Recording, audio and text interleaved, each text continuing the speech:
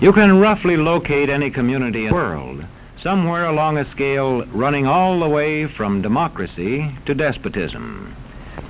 One to the democracy end, another somewhere in the middle, and a third.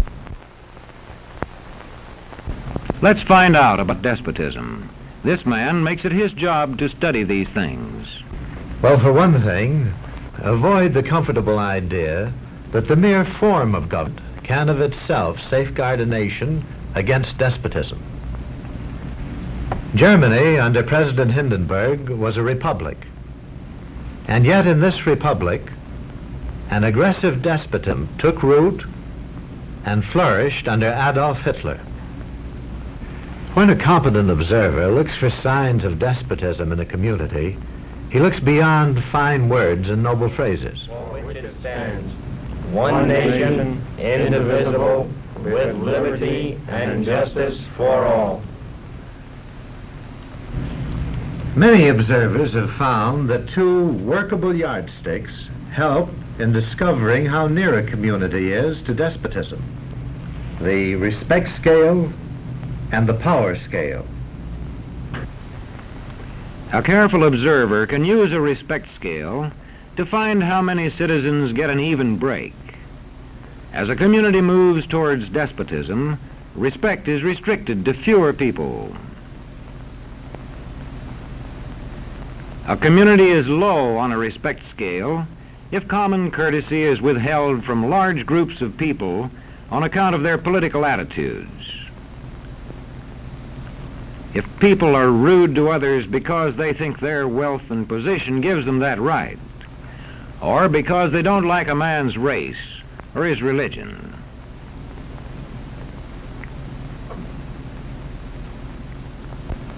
Equal opportunity for all citizens to develop useful skills is one basis for rating a community on a respect scale. The opportunity to develop useful skills is important, but not enough. The equally important opportunity to put skills to use is a further test on a respect scale.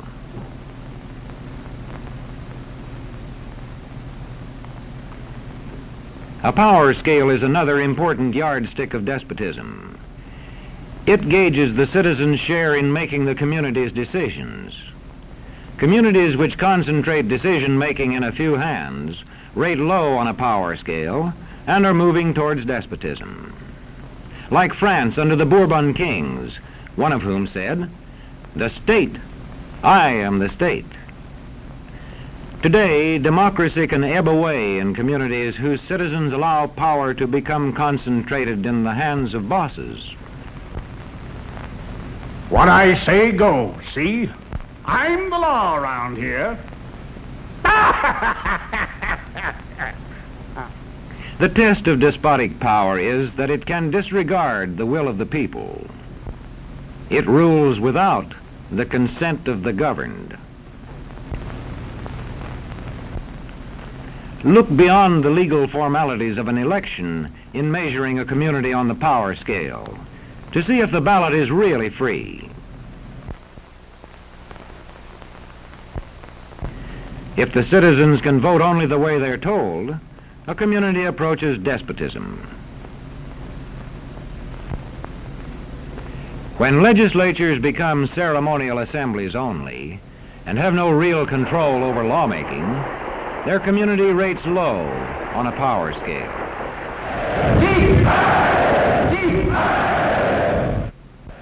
In a downright despotism, opposition is dangerous, whether the despotism is official or whether it is unofficial.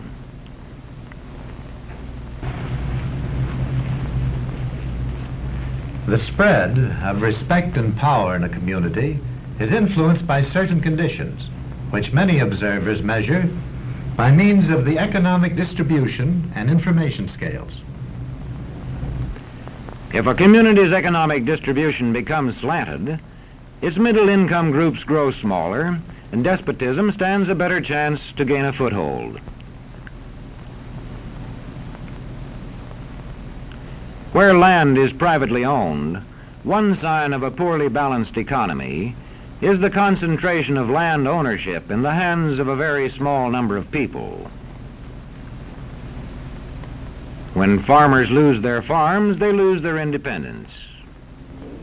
This one can stay on, but not as his own boss anymore. To the extent that this condition exists throughout a nation, the likelihood of despotism is increased.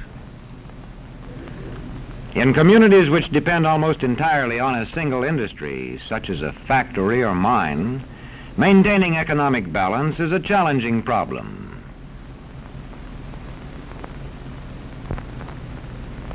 If this condition exists over the nation as a whole, so that the control of jobs and business opportunities is in a few hands, despotism stands a good chance.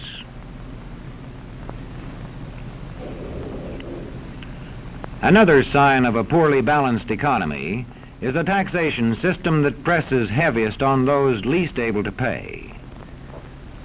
A larger part of a small income is spent on necessities such as food. Sales taxes on such necessities hit the small income harder.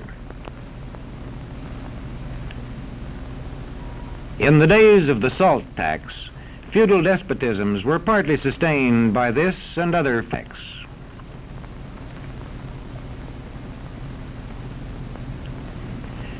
A community rates low on an information scale when the press, radio, and other channels of communication are controlled by only a few people, and when citizens have to accept what they are told. In communities of this kind, despotism stands a good chance. See how a community trains its teachers. Bear this in mind.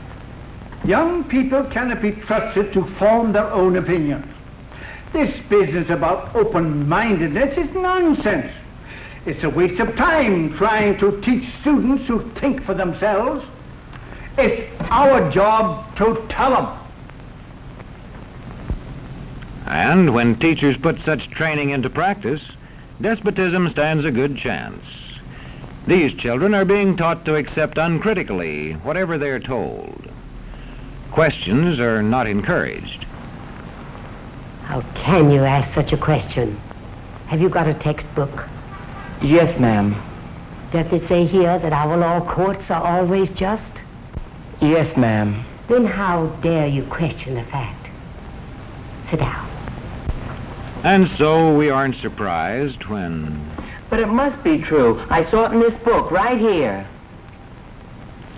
And if books and newspapers and the radio are efficiently controlled, the people will read and accept exactly what the few in control want them to.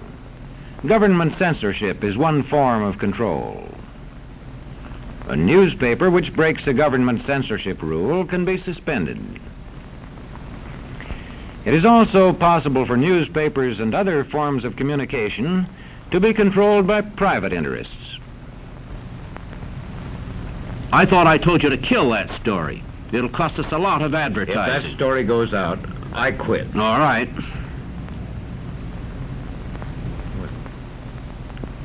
What sort of community do you live in? Where would you place it on a democracy-despotism scale? To find out, you can rate it on a respect scale and a power scale. And to find out what way it is likely to go in the future, you can rate it on economic distribution and information scales. The lower your community rates on economic distribution and information scales, the lower it is likely to rate on respect and power scales, and thus to approach despotism.